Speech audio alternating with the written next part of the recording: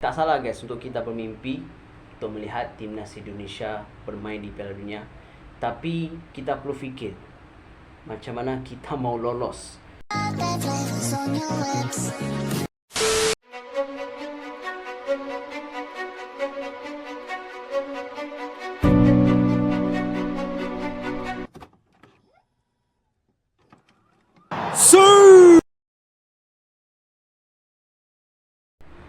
Assalamualaikum guys, welcome back to my channel. It's a Bola Gods number one baby. Apa kabar korang semua? Hai ni guys, terbiasa this channel no provokasi, no hoax, this is fakta, and we're gonna reaction and road to 10k subscriber guys. Alhamdulillah, let's go. Dan hari ni guys kita narration Triple B Bola Bom Binders. Bom Binders. Dan video ini memang tentang timnas Indonesia nanti, tentang nak main dekat JBK atau dekat Bung Tomo punya stadium. I don't know, but let's go lah reaction untuk video ni guys. Sampai-sampai tu guys, komen je video apa-apa yang untuk kita mau di reaction guys. Nanti aku akan baca di dalam kolom komentar nanti guys. Komen yang positif. Kalau negatif, aku nggak layan. I'm really sorry. Low IQ saja yang komen gitu. Let's go. Dengan kiraan 1, 2, 3 and play.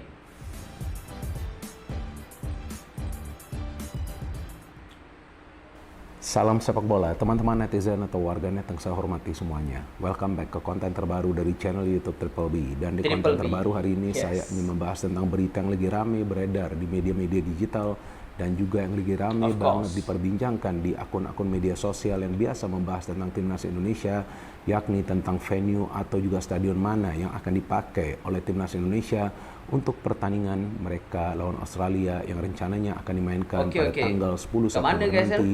Kick-off akan dimulai rencananya pada pukul 19.00 waktu Indonesia Barat.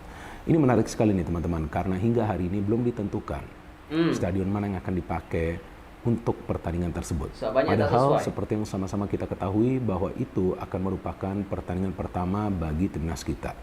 Artinya yang kita harapkan timnas kita akan bisa mendapatkan maximum points alias 3 poin supaya bisa menjaga peluang agar minimal lolos ke round 4 supaya nanti bisa berjuang lagi agar merealisasikan mimpi untuk bermain di Piala Dunia tahun 2026. Yes, untuk saat ini saya pikir untuk bisa lolos ke Piala Dunia adalah sesuatu yang sekedar mimpi saja. Tapi kan gak ada masalah juga kita bermimpi. Yang penting kita mimpi dengan mata terbuka. Artinya para pemain harus berjuang habis-habisan di atas lapangan. Dan juga para pengurus dari PSSI harus mempersiapkan segala sesuatunya terkait untuk pertandingan-pertandingan babak penyisian atau pra Piala Dunia dengan baik. Dimulai juga dari persiapan tim dan juga tentang di mana nanti timnas akan bermain. Ini sangat-sangat penting teman-teman, karena ya kita tahu bahwa para pemain pun nanti kan harus juga mencoba lapangannya. Dan saya harapkan timnas kita nanti bisa bermain tetap di Stadion Gelora Bung Karno. Bukan karena saya tinggalnya di Jakarta, enggak sih. Tapi kalau menurut saya nih teman-teman, vibes-nya atau atmosfer atau juga auranya dari GBK tuh beda banget. Belum lagi kita tahu aksesnya ini kan lebih baik ya. Dan bagi para supporter yang ingin nonton, ya mereka akan lebih mudah juga untuk bisa nonton di Stadion Gelora Bung Karno. Bukan artinya saya mengatakan jangan main di Surabaya, di Stadion Gelora Bung Tomo. Enggak, boleh juga. Kalau memang terpaksa bermain di Gelora Bung Tomo, nggak ada masalah juga. Tapi kan akan lebih baik jika timnas kita bermain di stadion yang memang punya kapasitas yang besar.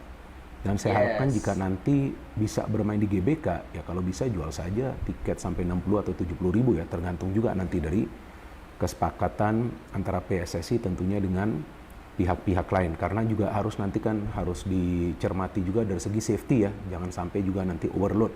Karena kan keamanan nanti nomor 1 ya untuk pertandingan tersebut, agar para penonton yang hadir di dalam stadion itu bisa nonton dengan nyaman dan juga nanti pulangnya dengan aman ya. Itu yang sangat penting, dan kita tahu bahwa inilah adalah pertandingan yang sangat penting bagi timnas kita, karena ini merupakan pertandingan pertama kandang dari timnas kita. Dan kita tahu timnas kita berada di grup yang maha berat. Bukan lagi sangat berat, tapi yang maha berat. Walaupun berat itu kan bukan berarti mustahil. Ya tentu timnas kita punya peluang untuk minimal lolos. ke round 4. Dan banyak yang menanyakan kepada saya pada saat saya bertemu orang-orang di luar, apakah itu di gym di mana biasa saya latihan, atau juga di kantor, atau juga di tempat lainnya, Bung, gimana nih peluang dari timnas Indonesia untuk lolos ke Piala Dunia? Nah, saya selalu menjawab bahwa jangan dulu berpikir untuk lolos ke Piala Dunia, karena itu kan masih sekedar mimpi ya. Tapi pikirkan dulu bagaimana caranya timnas kita itu bisa lolos ke round 4 dulu. Nah, kalau saya menghitung persentase dari timnas kita untuk saat ini, timnas kita tuh punya peluang 30% untuk lolos ke round 4. Nah, nanti kalau sudah lolos ke round 4, kita lihat lagi lawan-lawannya tuh siapa saja. Baru nanti kita bisa memperhitungkan persentase. Kenapa saya katakan 30%? Ya karena kita juga harus realistis. Ini lawan-lawan yang akan kita hadapin juga adalah lawan-lawan yang sangat amat kuat. Apalagi first match itu nanti lawan Arab Saudi ya. Nah, tapi kan saya tidak ingin membahas tentang teknis pertandingan.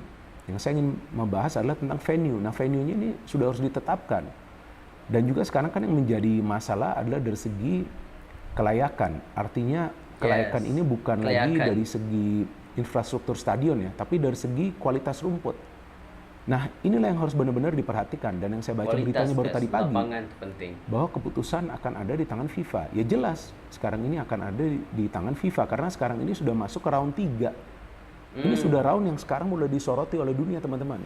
Walaupun ya memang hanya di level Asia, atau kan ini kan kualifikasi di zona Asia ya.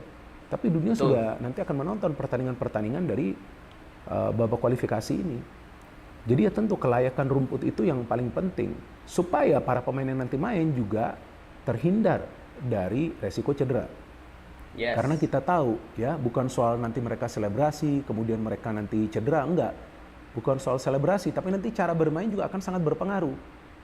Iya dong, sekarang kan timnas kita kan dipenuhi oleh pemain-pemain yang bermain di luar negeri.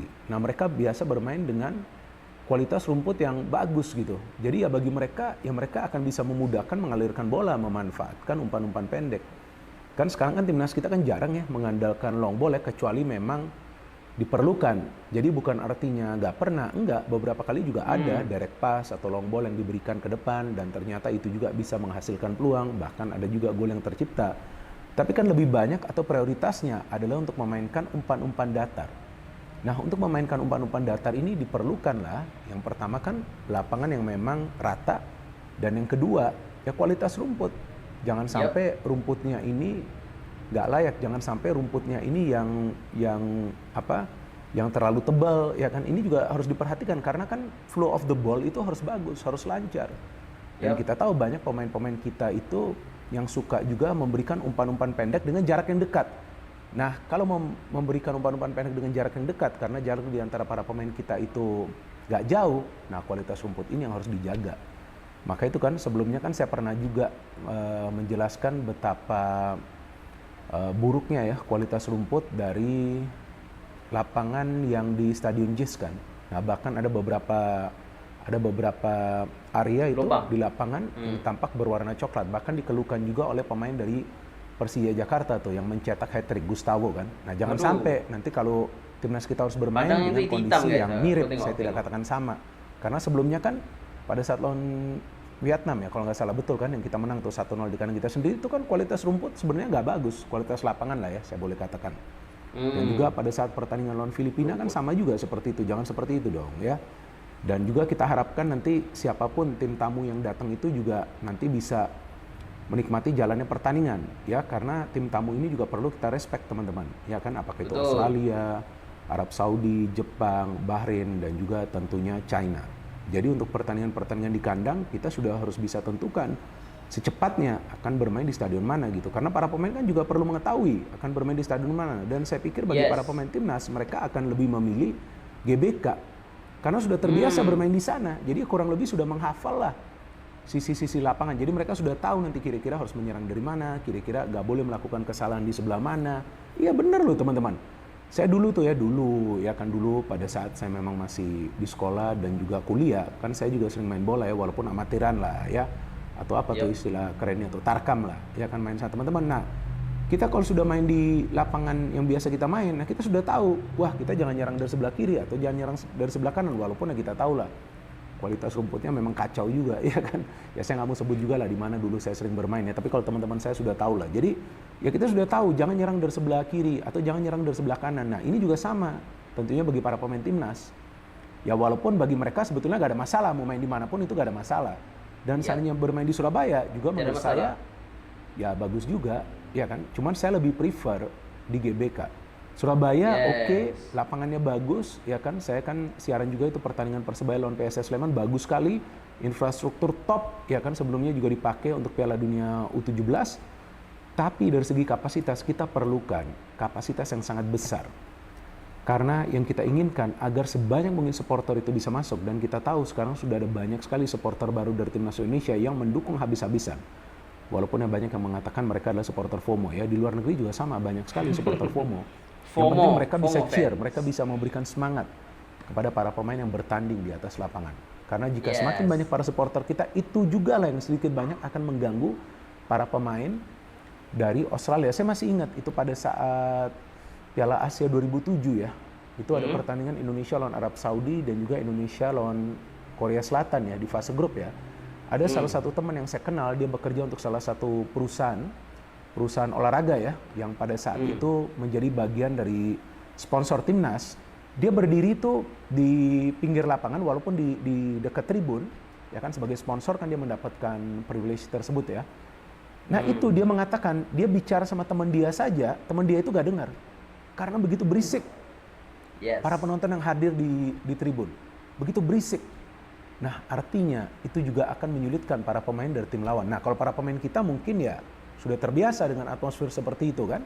Tapi kan kalau bagi para pemain Australia, apalagi yang tidak semuanya bermain di Eropa, ya kan mungkin tidak pernah merasakan atmosfer seperti itu. Nah itu juga yang kita perlukan. Jadi teman-teman kita tunggu, dan nanti kabarnya akan ada delegasi dari FIFA yang datang untuk mengecek kelayakan dari rumput GBK, dan memang PSSI juga dengan pengelola GBK sekarang sedang bekerja keras ya agar bisa menyiapkan kelayakan dari rumput, dan juga tentunya agar stadion bisa dipakai untuk pertandingan lawan Australia pada tanggal 10 September nanti. Dan itu adalah pertandingan pembuka di kandang kita ya, di round 3. Jadi tentu kita harus support habis-habisan teman-teman. Tapi seperti yang selalu saya sarankan dan juga saya himbau, saya request beneran kepada teman-teman, tolong jangan membuat narasi-narasi yang negatif tentang Timnas Indonesia di sosmed untuk saat ini. Karena para pemain kita harus fokus agar mereka bisa mempersembahkan yang terbaik bagi timnas kita. No hate, no politics, only football. Salam sepak bola. Thank you. Oke guys, itu daripada info daripada Bobinders untuk timnas Indonesia nanti untuk putaran ketiga nanti menentang Australia di rumah kita. Adakah di JBK atau di Surabaya? I don't know, but aku mengharapkan di Jakarta sebab itu ada tempat yang sebenarnya untuk timnas Indonesia bakal bertanding di sana. Kalau di Surabaya, yes, it's cool. Kita lihat untuk lapangan Surabaya is really good. Untuk rumputnya memang aku lihat dan aku pernah reaction sebelum ni.